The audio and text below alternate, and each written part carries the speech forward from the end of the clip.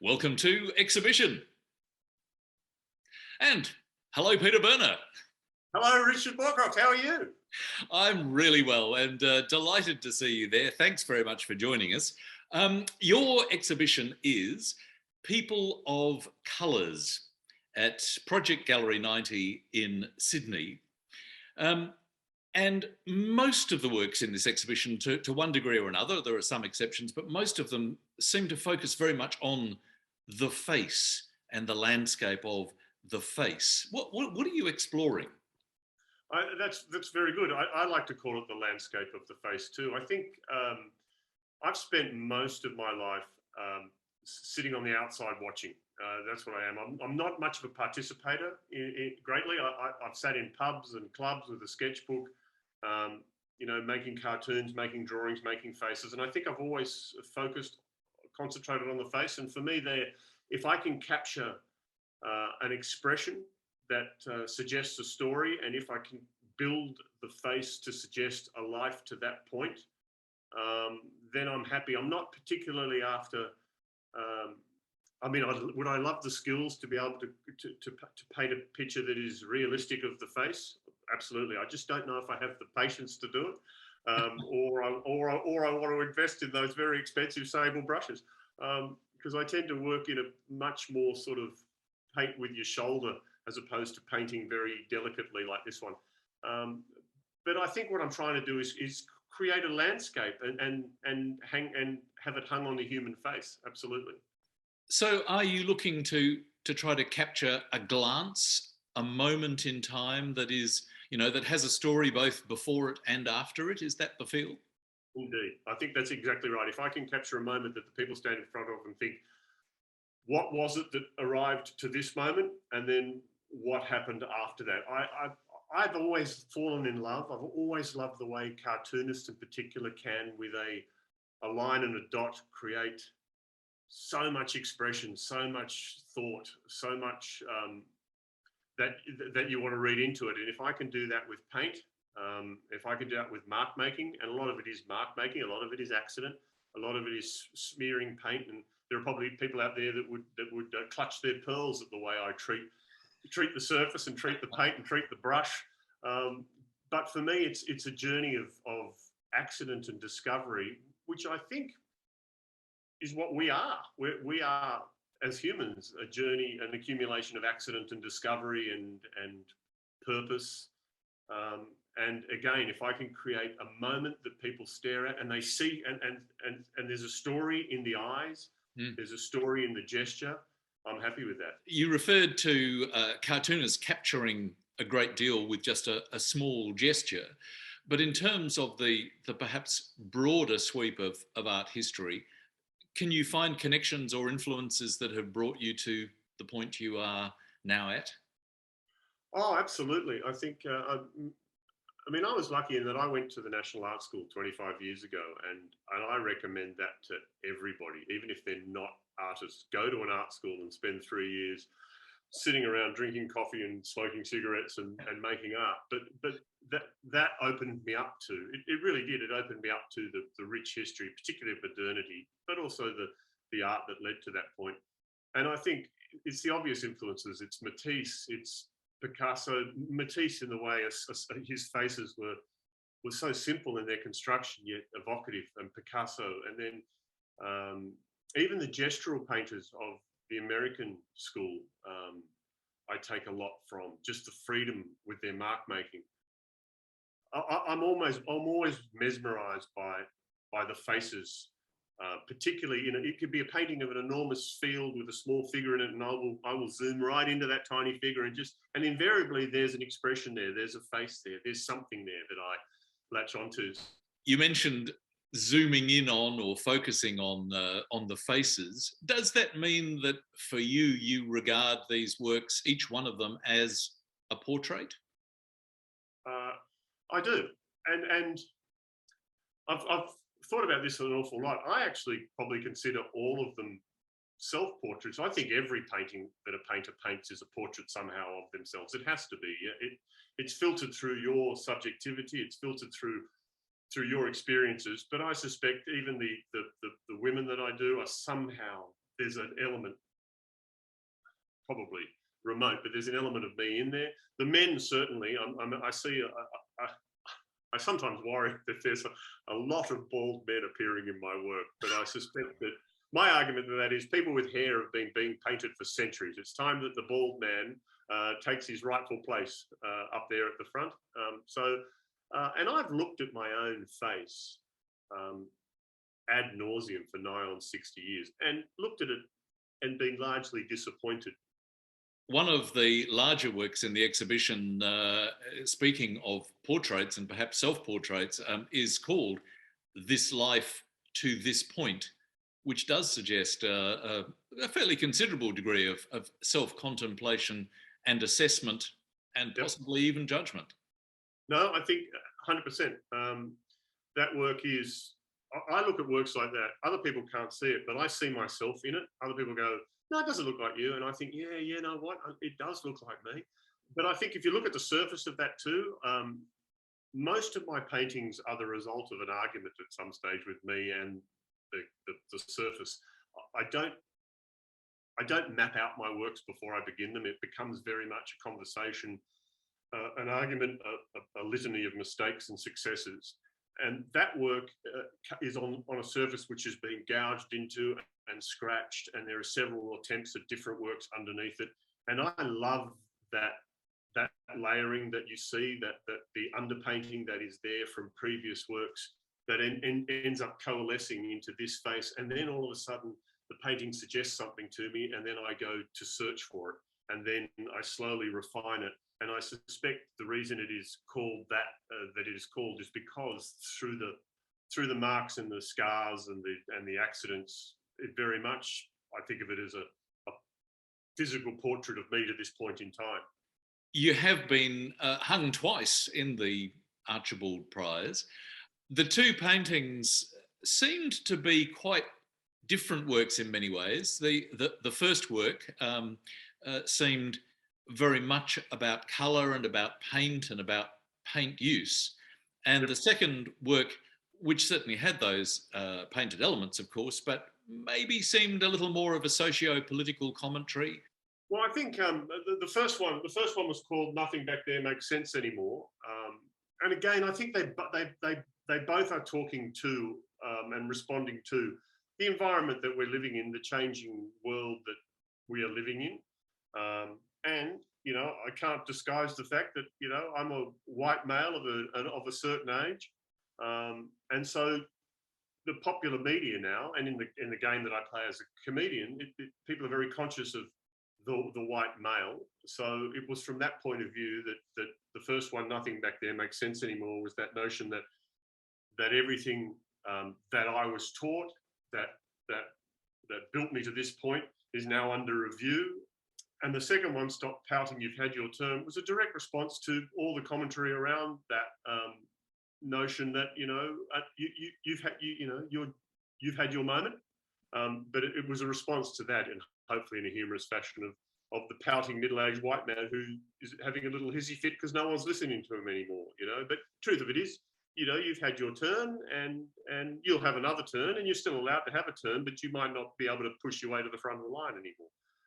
You have a long-standing profile as a TV host and as a stand-up comedy performer. How much does that side of life bleed into the visual art, and maybe even a little bit vice versa?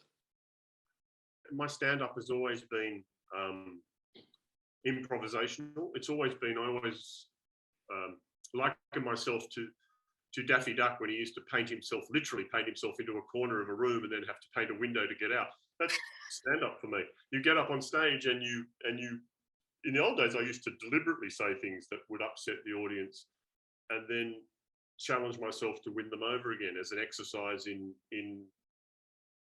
managing my time on stage. And I've always liked to be a comedian that niggles, that presses the button, that doesn't necessarily play to the room. I think the marriage of words and pictures intrigues me, and I would actually like, as I move forward, and I think that's what intrigues me about cartooning, is it's the marriage of words and pictures. I once upon a time thought that I became a stand-up comic so I could learn how to better construct a cartoon gag. Let's go back to the works in the exhibition now, and there's very strong use frequently of the drawn line in many of the works. How important is the act of drawing for you, and how has that been part of your history? Really, really important. I like to draw every day. I carry a sketchbook wherever I go, and I'll draw on anything, a sketchbook to a back of a beer coaster to an old piece of paper as I'm waiting to go on stage. I'm a inveterate doodler. I will doodle all the time. The act of drawing for me is critical. And there's a lot of drawing in my work, absolutely. And a lot of it ends up as drawing that I then try to disguise the drawing through the application of paint. And I've got no problem with drawing being a part of my repertoire and appearing in my work. Again, that's where I look at the Rembrandts and the great artists who can create these paintings, and it doesn't appear to be drawing in it, it's all painting. I'm very much a mixture of that. And yet there are some of the faces that are actually defined by and appear to be created from areas of paint. Yep. Not drawn lines. Is there a significance to that? That I find that incredibly gratifying when I can do it. And that's, I think, part of the National Art School training, where you don't necessarily lay down a charcoal rendering of what you're about to draw. It begins with paint on canvas, and it's built like that. And I'm slowly getting better at managing tone and color to depict space and shape. And I'm still startled when it works. I'm blown away when it works, because my color choices tend to be very instinctive. I don't necessarily lay out a palette of colors I'm going to use on that work. I'm very much a case of, I discover a color by accident, and I found myself walking around the studio with color on a brush, and I like to have several works at once, and I'll put it on this one, then I'll go and put it on this one, and I think, oh, this is a good color, and that color starts appearing in everything. And then the color that goes beside it, I suspect it's not done consciously. It's a very unconscious. The color will. I'm assuming my brain is telling me somewhere down here that I don't understand. You want that color. You don't know you want that color, but you want a color like that color. Find that color. And so you sort of, your eye is doing things that your brain's not aware of. And so if I can make the work with planes of color, I'm thrilled. I'm absolutely thrilled. I find that really successful. I'm a bit blown away by that. I walk around with a bit of a strut after a moment like that. Let's have a look at a couple of works, and maybe you can actually talk us through them just a little bit. First, the one titled Alone at Night. Alone at Night was originally that figure on a background that was a slightly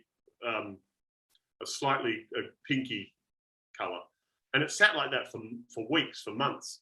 And then one day I came in and thought, it needs more. Again, I don't know what more is. I don't go in there with a grand plan, but I started to tape off small sections of it and create the patterning effect that you can see. So none of it quite matches. It looks like mismatched wallpaper behind. And I like that. And then I thought, yeah, that works. And then I thought, you know what? Something still bothers me. So I lay it down literally, and it wasn't overly considered. It wasn't a conscious measurement, but I literally used some clamps to clamp some wood on and just power sawed the top of the whole work off. So the work was actually about 60 centimeters taller or 40 centimeters taller than it was. And I just literally, and if you look closer, you'll see the jagged saw edge, which is part of my appeal. My appeal is, my work is not a refined work. The act of making is very evident in the work that I do. But that's a great example of a work that was an image that hadn't been resolved, that needed more, didn't have it. And then I added the background to it, and I thought, oh, now it's getting it. And then I sawed the top off, and I thought, now it is it. And a final work, Why Can't Every Day Feel Like This? Yes, why can't every day feel like this? Again, a picture of the could be my silhouette. but that's a great example to me of the mark, and not wanting to lose the mark that I'd made. Like there's a painting underneath. I can't remember what it is, and then that was unimpressive.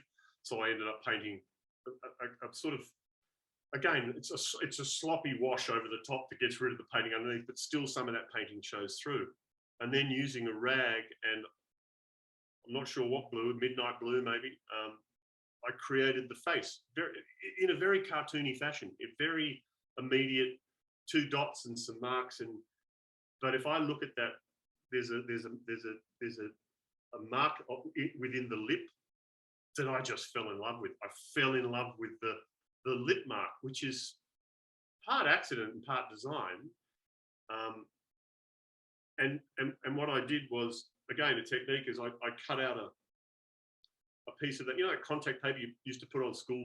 I cut out that head shape, lay it on the board, so I only worked within that shape, and I peeled it off, and I think that's nice. And then I painted a background color, and again, it didn't say enough. And then 2 weeks later, the red horizontal lines came on. So it's rare for me to create a work in a day that happens in one sitting. It has to be a product over time. But that is a great example of, for me, the immediacy of the mark making to create the face, and then the considered approach to the background, which took some time to get right. Again, that's one of my favorites. Sometimes when I hang a show, I think, I like that one. I could hang on to that one just quietly. I could get away with hanging on to that one. But again, again, I'm thrilled when those brief marks that create the face are full of emotion, and there's an emotion in there, there's an attitude in there, there's a thought process going on behind the eyes in that work. And again, I must confess, I feel it's like writing a great joke and the audience laughs. I dig it, and I'm thrilled that it got sold, because it sort of vindicates that, yeah, it's all right, that one. I like that one. That's good. I'm a bit chuffed. Well, great to hear about your process and about the thinking behind that process. So, Peter Berner, thanks very much for sharing your exhibition with us. You're very welcome. I hope I didn't give away too much. I want to remain a bit mysterious. I hope I didn't give away too much. No mystery anymore. No mystery. Open book. Pleasure, Richard. Pleasure.